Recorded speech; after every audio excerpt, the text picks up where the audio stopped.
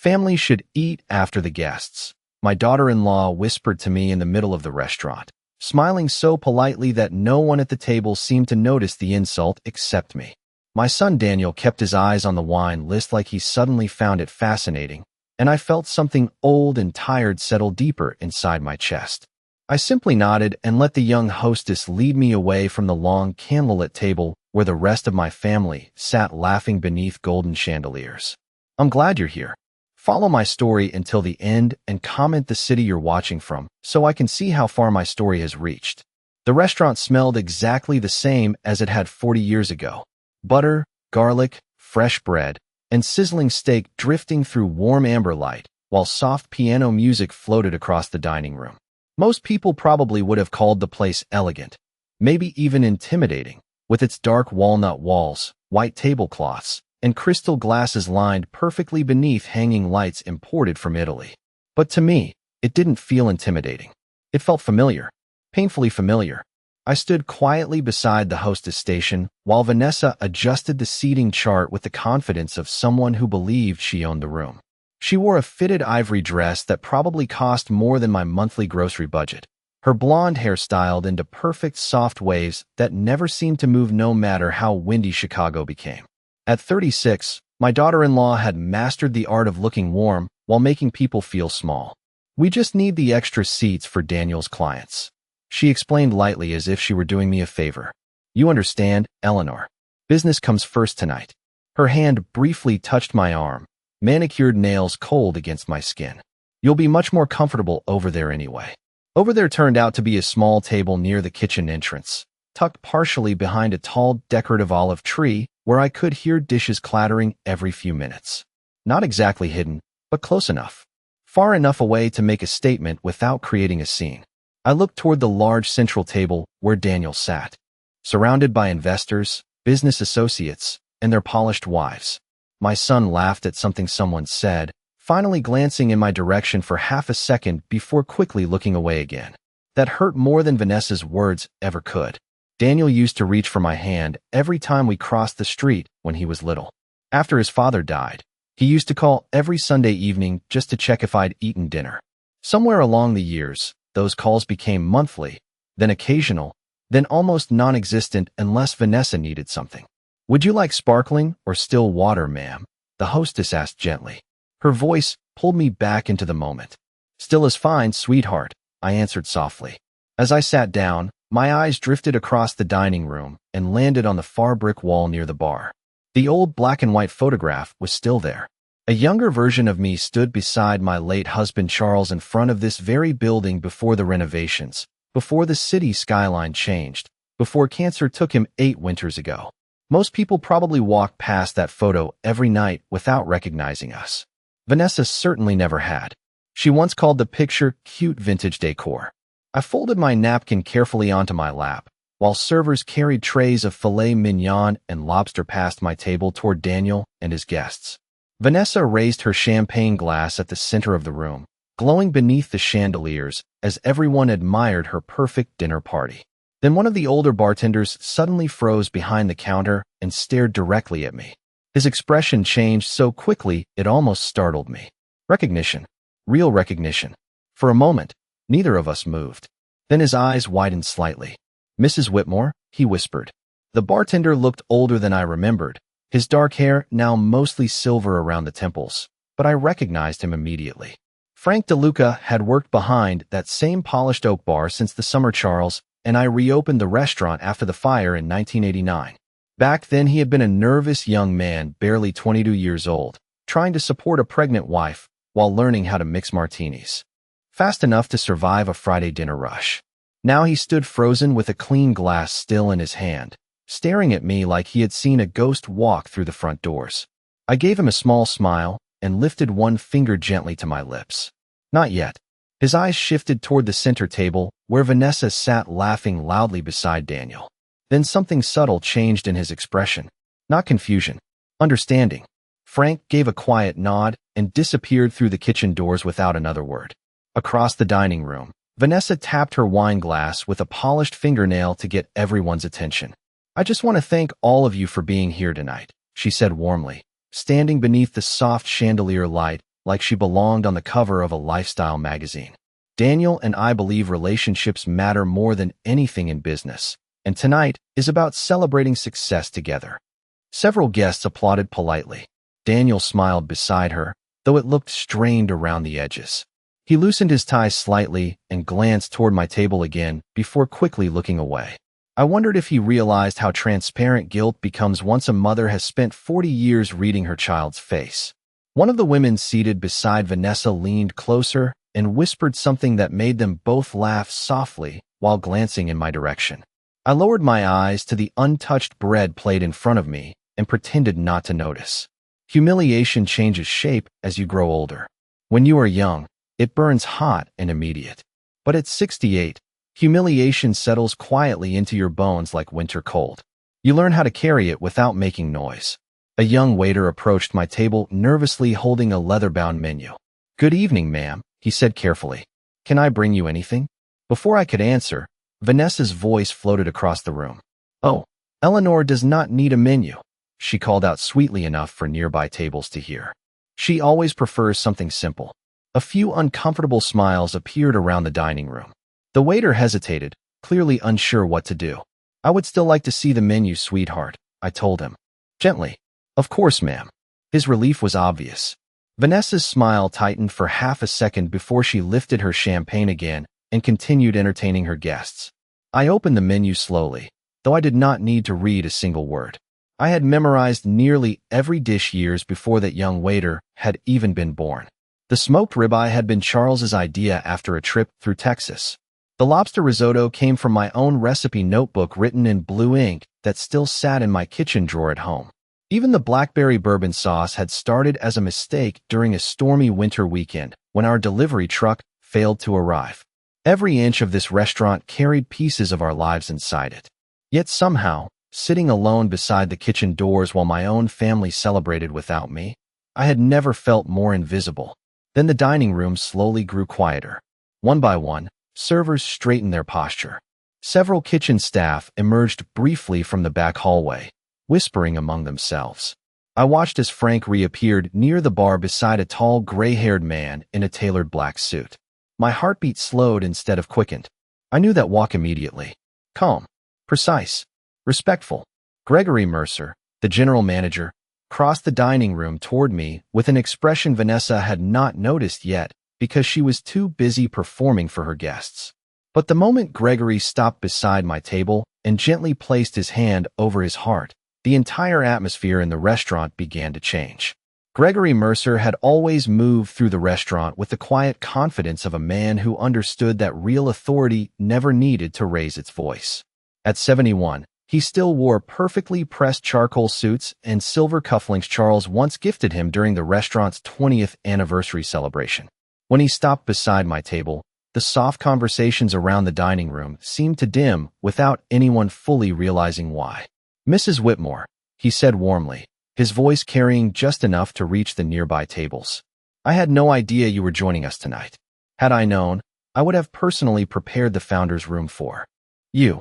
My fingers tightened slightly around the folded linen napkin in my lap. Across the room, Vanessa's smile froze for a fraction of a second before quickly returning. "Founder's room," one of the guests repeated quietly. Gregory turned toward me with genuine concern in his eyes. "I am terribly sorry about the seating confusion. That should never have happened." Before I could answer, Vanessa stood gracefully from the main table and walked toward us with practiced elegance, champagne glass still in hand. "Oh, there is no confusion," she said smoothly. "We just needed to prioritize Daniel's business clients tonight." Her tone remained sweet, but I noticed the slight tension in her jaw now. Gregory looked at her politely, though something colder settled behind his eyes. "Of course," he replied carefully. "Still, Mrs. Whitmore has always had first choice of every table in this building." The silence that followed spread slowly through the dining room like ripples across water. Daniel finally stood up from his chair. "Gregory," he said with an awkward laugh, "I think there has been some misunderstanding." But Gregory did not look at him. His attention remained entirely on me. "Would you allow me to correct this immediately?" he asked softly. I glanced around the restaurant. Candlelight reflected against crystal glasses while quiet jazz floated from hidden speakers overhead. Near the kitchen doors, several younger servers had stopped pretending not to watch. They looked confused, curious, almost nervous. Most of them probably knew me only from the old black and white photograph on the wall. The younger generation rarely asked questions about history unless history signed their paycheck. That is not necessary, I answered calmly. I would not want to interrupt your evening. Gregory's expression saddened slightly. Mrs. Whitmore, he said gently, nothing in this restaurant has ever been an interruption because of you. Vanessa let out a soft laugh that sounded too sharp around the edges. Well, this is all very touching, she said, but we really should not make such a scene. A few guests shifted uncomfortably in their chairs. One older man near Daniel cleared his throat and slowly lowered his wine glass onto the tablecloth. Daniel rubbed the back of his neck the same way he used to as a teenager whenever he knew he had disappointed me. For a moment, I almost pitied him. Almost. Gregory straightened slightly before speaking again, this time loud enough for the center table to hear clearly. Mrs. Whitmore and her late husband built this restaurant from almost nothing after the recession of 1982, he said. Every employee in this building owes part of their livelihood to her generosity. Vanessa blinked once, then twice. Her confident posture faltered so slightly most people would not have noticed it. But I did. I did not realize Eleanor was involved in the business side. One of the guests murmured carefully. Gregory looked genuinely surprised. Involved? He repeated. Then a faint smile crossed his face. Mrs. Whitmore still owns the majority share of this restaurant group. The silence that followed was so complete I could hear ice settling inside nearby water glasses. Daniel's face drained of color almost instantly. Vanessa slowly turned toward me, as though she were seeing me clearly for the very first time in her life. Vanessa stared at me with the expression people wear when reality suddenly refuses to match the version they created inside their heads. Her perfectly controlled smile weakened first, then disappeared altogether. Around the dining room, conversations resumed quietly, but differently now, softer and more careful, like everyone suddenly realized they had accidentally stepped into a private family matter far larger than a simple anniversary dinner. Daniel finally walked toward me, loosening his tie again as if he could physically breathe his way out of the discomfort pressing around him. "Mom," he said quietly. "Why did you never tell Vanessa?" I looked up at my son, and for a moment I saw the little boy he used to be hidden somewhere behind the tired 40-year-old attorney standing in front of me. The child who once fell asleep at the restaurant every Friday night curled inside a booth while Charles balanced invoices at the bar. The little boy who colored paper menus with crayons while I carried trays. Twice my weight through crowded dinner rushes. "Tell her what?" I asked calmly. Daniel blinked. "About all of this. About the ownership." I glanced around the dining room slowly. The polished wood floors. The candlelight. The framed photographs lining the walls. Every corner held pieces of my life stitched quietly into its foundation. "Because no one asked," I answered softly. That seemed to hurt him more than anger would have. Vanessa stepped closer now, her champagne glass still untouched in her hand. "You own all of this?" she asked carefully, almost cautiously now. "Not all," I replied. "Only enough to make sure your filet mignon arrives on time." A few nearby guests let out nervous little laughs, though Vanessa did not smile. Gregory remained beside my chair with the protective stillness of a man who already understood where the emotional fault lines in the room had begun to crack. "Mrs. Whitmore practically lived here for years," he said gently. "There were winters she worked 16-hour shifts because the restaurant could not afford extra staff." One of Daniel's business associates looked genuinely stunned. "You worked here yourself?" he asked me. I nodded faintly. "Your father-in-law and I opened this place when Daniel was 3 years old," I explained. "Back then this neighborhood was mostly empty warehouses and broken sidewalks. Banks would not loan us money because they said restaurants failed too easily." I smiled slightly at the memory. "Charles mortgaged our house anyway." Daniel lowered his eyes immediately. He had heard that story before, many times. But like most children, he probably never truly listened while he was young enough to hear it from the people who lived it. Vanessa slowly sat back down at the large table, though her posture no longer carried the same confidence. The room had shifted around her in ways she could not control anymore. "I sold my jewelry during the recession in 1991 to cover payroll," I continued quietly. "We skipped vacations for nearly 20 years. Some Christmas mornings your father and I exchanged handwritten cards because we could not afford gifts after paying staff bonuses. I looked toward Daniel gently. Your college tuition came from this dining room. Every semester. The silence around the table deepened again. One woman, near Vanessa, pressed her lips together awkwardly, while another stared down into her wine glass. It was remarkable how quickly people became uncomfortable once money transformed into sacrifice instead of status. Vanessa finally spoke again, though her voice sounded smaller now. Daniel never told me any of that. Daniel was busy building his own life, I replied. That is what children are supposed to do. My son looked up suddenly, shame flickering openly across his face for the first time all evening. Mom, he said quietly, I did not know she moved you to that table. I held his gaze for several long seconds before answering. Yes, I said softly. You did. The words landed harder than raised voices ever could. Daniel looked like someone had quietly removed the floor beneath him. Across the restaurant, the piano player began another slow jazz standard while servers moved carefully between tables, pretending not to notice the tension hanging in the air. But everyone noticed. And for the first time that night, Vanessa finally understood that the invisible older woman she had tried to push aside was the very reason she had been welcomed into this room at all.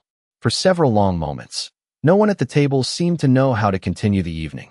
The expensive wine still sat untouched in crystal glasses, while candle flames flickered softly against polished silverware. Around us, the restaurant carried on as usual.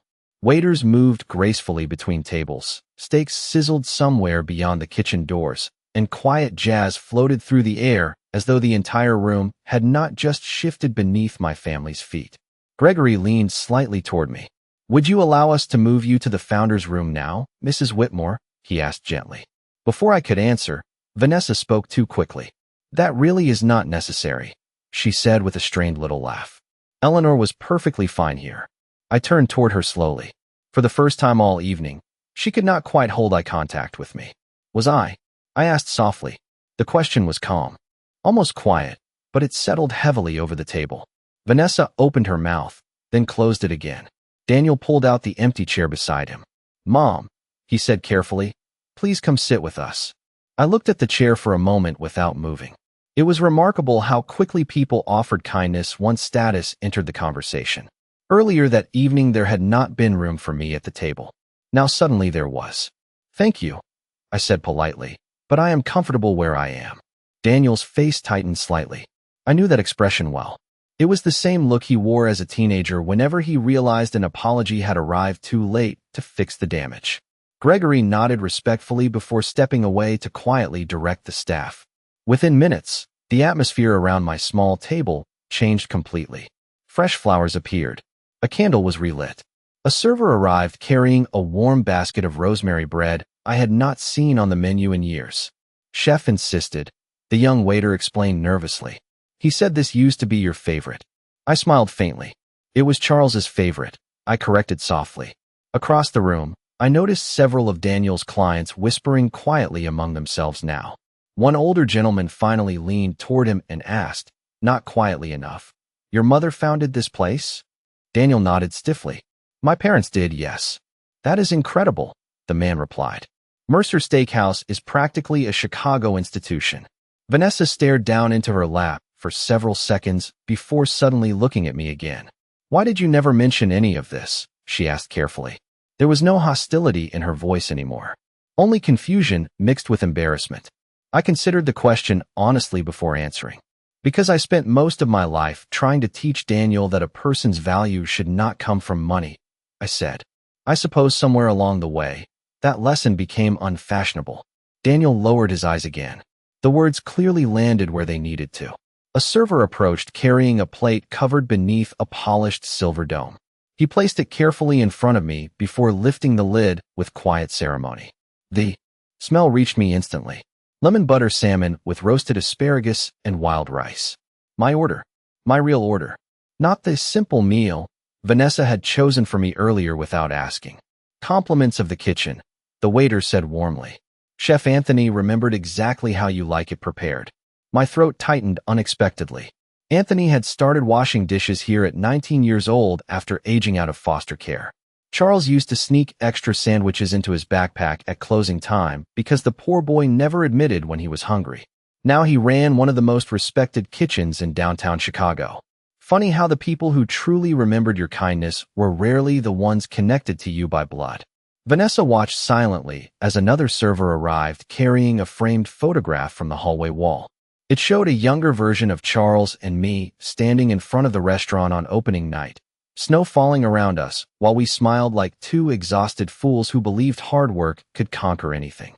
The server placed the photo gently beside my table. "Chef thought you might like this tonight," he said.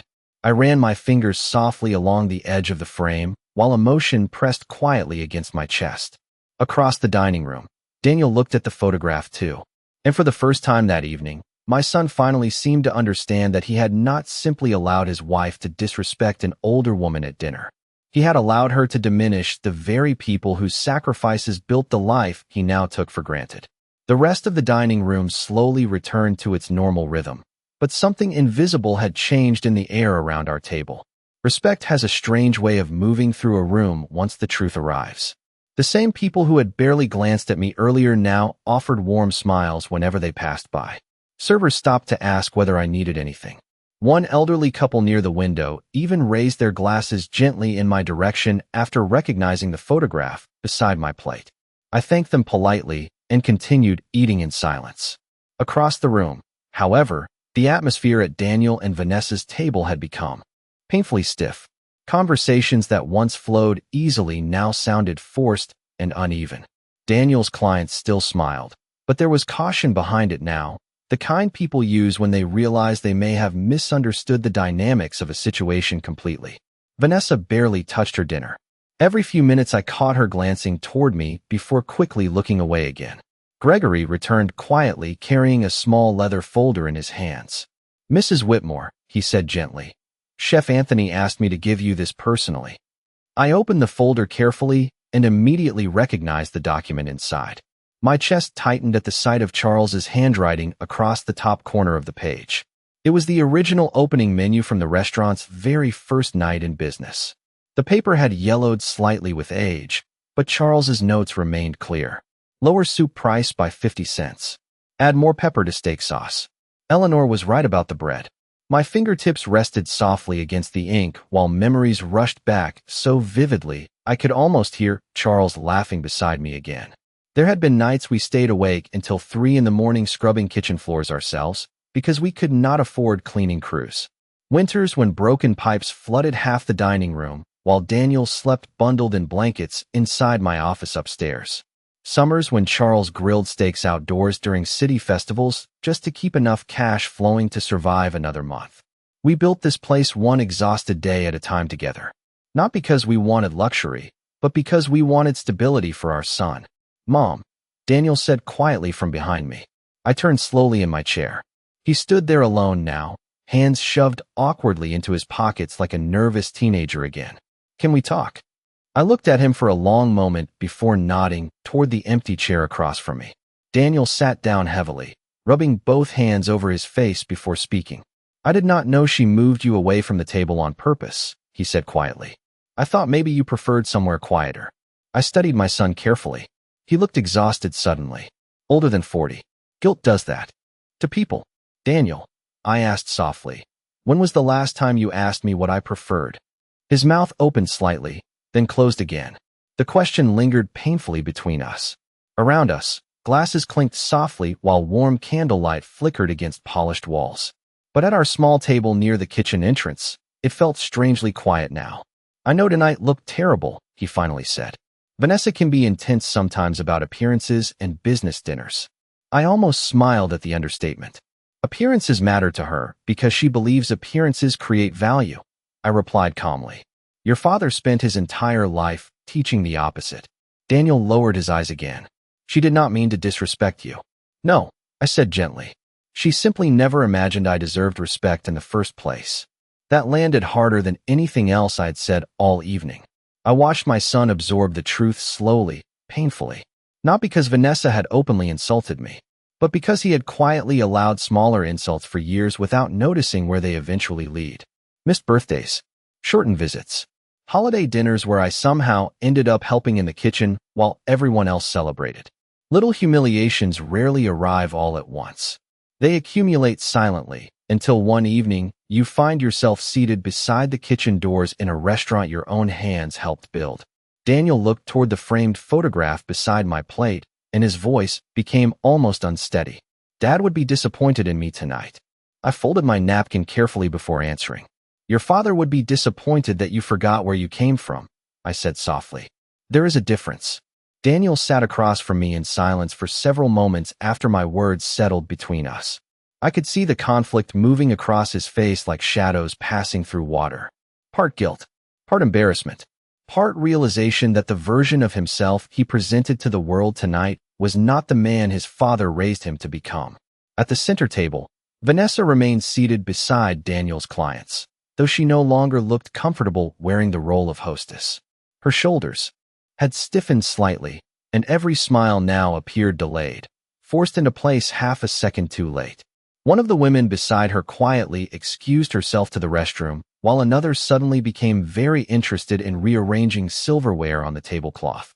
Social embarrassment spreads quickly among wealthy people. No one wants to stand too close to someone losing status in public. Gregory approached once more, carrying a bottle of wine I recognized instantly. Charles had purchased 6 bottles of that vintage during our 25th wedding anniversary celebration. We saved them only for moments he considered truly meaningful. Compliments of the cellar, Gregory said softly as he poured a small amount into my glass. Daniel stared at the label, and his expression shifted immediately. That bottle costs thousands of dollars, he murmured. Gregory gave a polite nod. Your father instructed us never to sell the remaining collection, he explained. He said they belonged to family. Something painful flickered across Daniel's face at the word family. I lifted the glass slowly, breathing in the familiar scent before taking a small sip.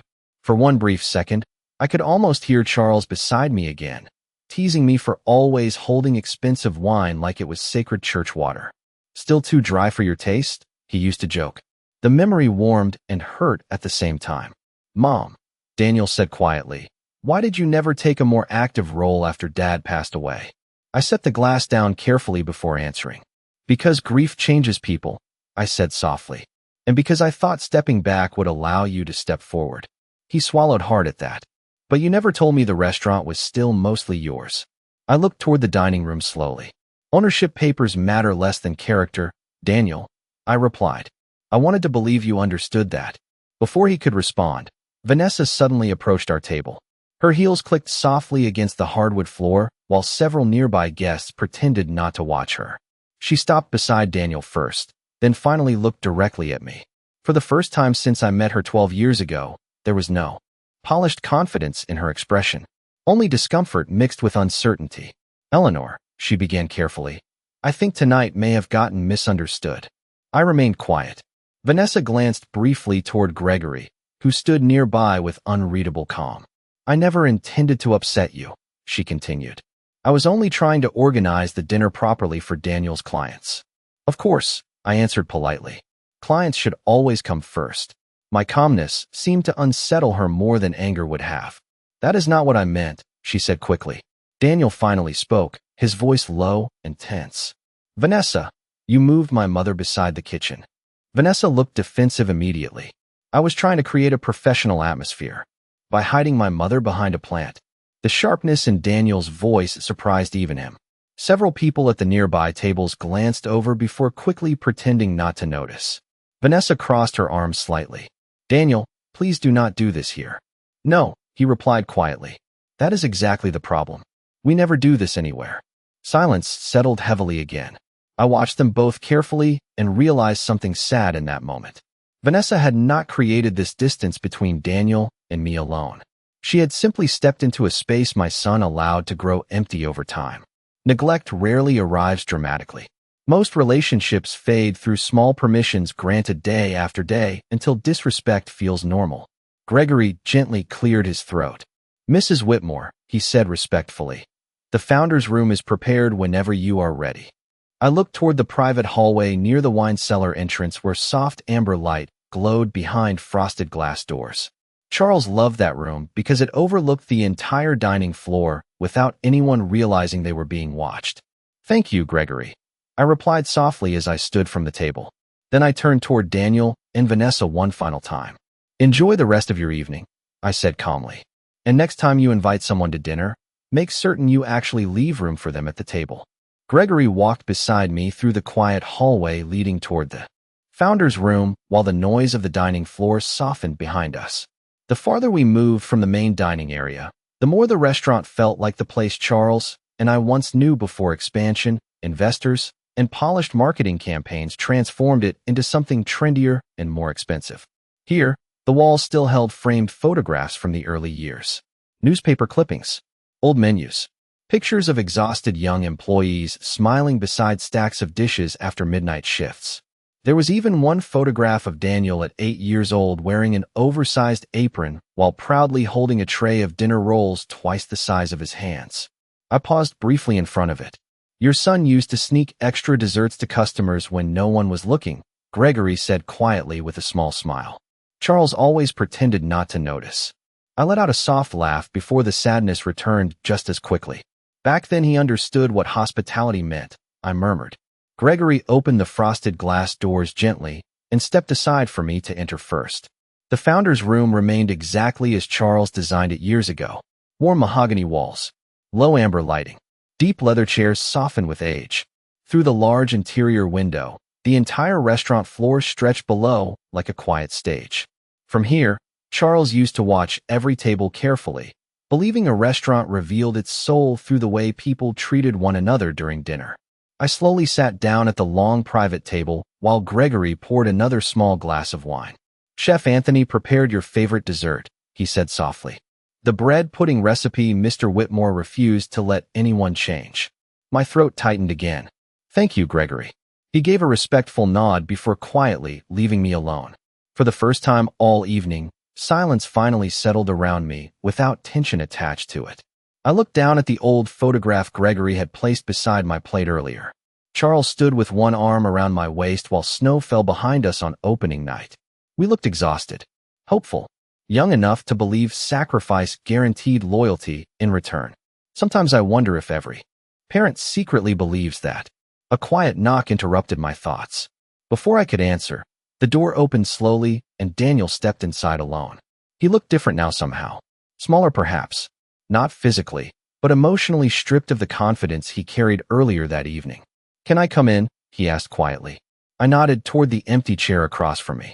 Daniel sat down carefully, staring through the large glass window overlooking the restaurant floor below. Vanessa remained at the main table speaking awkwardly with his clients while pretending everything remained normal. "I remember this room," he said softly after a long silence. "Dad used to bring me here when I was little if I fell asleep during dinner service." I smiled faintly. "You would curl up on that sofa over there with a blanket while your father finished payroll."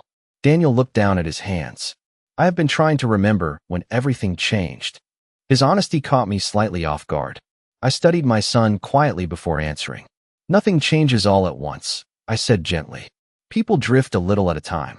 One missed phone call, one shortened holiday visit, one moment where staying quiet feels easier than speaking up." Daniel swallowed hard. "I should have said something tonight." "Yes," I replied softly. He closed his eyes briefly at the simplicity of the answer. Below us, I watched Vanessa glance toward the private hallway several times while nervously twisting her wedding ring around her finger. For the first time since I met her, she looked unsure of her place in the room. "Vanessa grew up differently than I did," Daniel said carefully. "Her family cared a lot about status and appearances." "And you?" I asked. He looked up at me slowly. The silence stretched long enough to become its own answer. I folded my hands together on the table and spoke gently, not angrily. "Your father worked 16 years without taking a vacation longer than 3 days because he believed providing stability for his family mattered more than impressing strangers. Tonight your wife cared more about impressing strangers than protecting family." Daniel's eyes lowered again. "I know."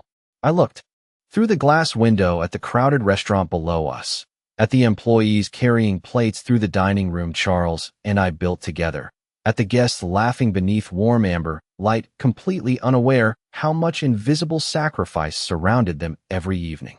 Then I turned back toward my son. The sad part is not that Vanessa underestimated me, I said quietly. It is that you allowed her to. Daniel sat quietly across from me while the soft glow from the dining room below reflected against the glass between us. For a long time, neither of us spoke. The silence no longer felt angry now. It felt honest. Sometimes the hardest moments between parents and children arrive long after the child becomes an adult, when both finally realize love alone does not protect a relationship from neglect. Through the large window, I watched Vanessa excuse herself from the table and disappear toward the front entrance of the restaurant. Her posture remained elegant, but I could see the strain beneath it now. Embarrassment has weight. It follows people differently than pride does. Daniel noticed her leaving too. She is upset, he said quietly. I folded my hands together on the table. Tonight was uncomfortable for everyone, I replied softly. But discomfort can teach people things comfort never will. Daniel looked toward the old framed photographs lining the founder's room walls. One showed Charles shaking hands with kitchen staff after the restaurant survived its first difficult year. Another captured me holding Daniel as a baby while balancing invoices beside an ancient cash register. We had looked tired in every picture. Tired, but proud. I spent so many years trying to become successful enough to make you and Dad proud, Daniel admitted quietly. Somewhere along the way, I think I started caring more about looking successful than actually being a good man. His honesty pierced deeper than apologies ever could. I leaned back slowly in my chair and studied my son carefully. Success is not a dangerous thing, Daniel, I said gently. But forgetting the people who helped build your foundation is. He nodded slowly, eyes lowered. I should have protected you. Tonight. Yes, I answered softly once again. There was no cruelty in my voice. Only truth. Gregory entered quietly carrying the final dessert tray of the evening. Warm bread pudding sat beneath caramel glazed beside fresh whipped cream and cinnamon. Charles's favorite. Gregory placed it carefully between us before speaking. Chef Anthony asked if you would like the remaining bottle from your anniversary reserve sent home, Mrs. Whitmore. I smiled faintly. No, thank you. Leave it downstairs for the staff after closing. Gregory's expression softened immediately. Very good, ma'am. After he left, Daniel stared at me with visible emotion. You still think about the staff before yourself. I gave a small shrug. Your father always said people remember how you make them feel long after they forget what you gave them. Below us, several employees had begun quietly resetting tables for the next reservation wave. Some laughed softly together while rolling silverware into fresh linen napkins. Others moved with the easy rhythm that only develops in places where people have worked side by side for years. Watching them filled me with a strange sense of peace. This restaurant had outlived trends, recessions, storms, and grief because it was built on something stronger than appearances. It was built on loyalty. Daniel finally looked at me again. Can we fix this? He asked quietly. The question lingered heavily between us. Not just tonight. Everything. The years of distance. The missed calls. The quiet ways he stopped seeing me unless I stood directly in front of him. I thought carefully before answering. Relationships are like restaurants, I said softly. You cannot neglect them for years and expect one good evening to repair everything. Daniel's eyes filled slightly, though he blinked the emotion away quickly. But, I continued gently, people can rebuild if they are willing to do the work consistently. He nodded slowly, absorbing every word. Outside the founder's room, I noticed Vanessa standing alone near the hallway entrance. Her mascara had smudged slightly beneath one eye, though she had clearly tried fixing it. For once, she looked less like a polished socialite and more like a woman realizing how badly she misunderstood the room she walked into. I stood slowly from my chair and picked up the old photograph of Charles and me from opening night. Your father loved this restaurant, I said quietly. But do you know what he loved more? Daniel shook his head faintly. I looked directly at my son before answering. Coming home every night knowing he had built something his family would never have to be ashamed of. The words settled over him with devastating quiet. Then I walked toward the door of the founder's room, leaving the warm amber light behind me while soft jazz continued drifting upward from the dining room below. Some people mistake silence for weakness, but sometimes silence is simply dignity waiting for the room to finally remember your name.